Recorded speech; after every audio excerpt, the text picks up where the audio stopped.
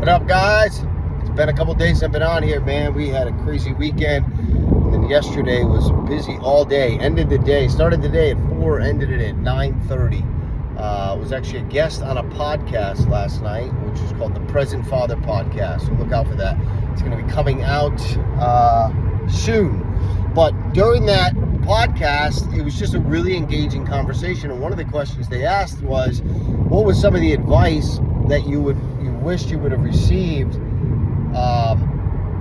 as a younger father or starting your journey?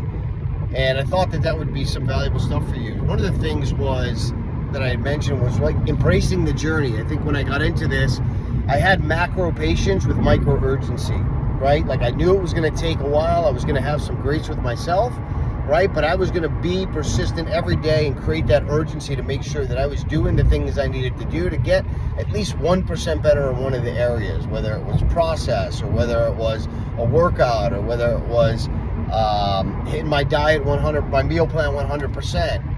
It always varied, but I did all of this in the transformation side, like most of the guys that come to us, because you want to be the hero to your kid, right? You want to be the person they look up to. And when I started that journey, I was not that person, or at least I didn't feel that way.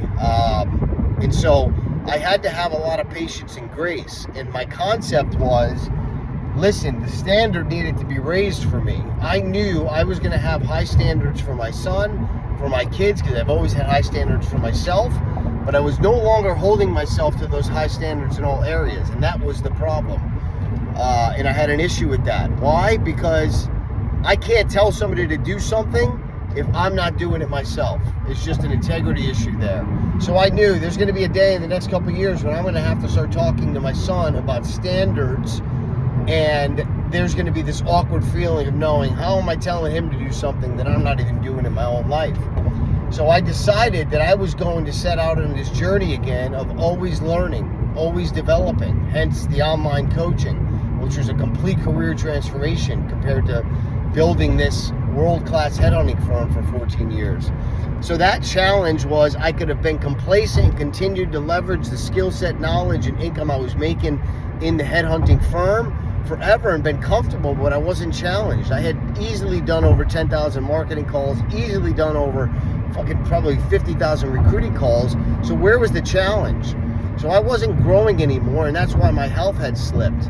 So my challenge was, I'm going to grow alongside my son. I'm going to be just as coachable. I'm going to become a student again. I'm going to show him that we need to fail forward in things that we love and be passionate about.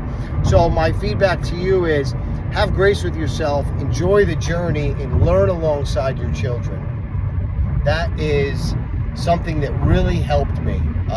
And 2 and 3 would be, have patience, right? Patience of, there are going to be days where I feel really good, and there are going to be days where I feel really shitty. But it's not a sprint, it's a marathon. I just have to keep showing up. And as long as I keep showing up, I'm going to recognize that my mind is stronger than my feelings. And that takes a minute. You've got to get to a place where your mind is stronger than your feelings.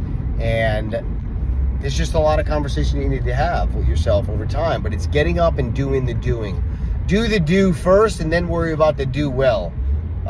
That's the key. So a lot of you guys that are, kind of 0 to 1 starting out and trying to get fit, or guys that have always kind of been in and around the gym and been fit but lost your way, have patience, have grace, learn alongside your children.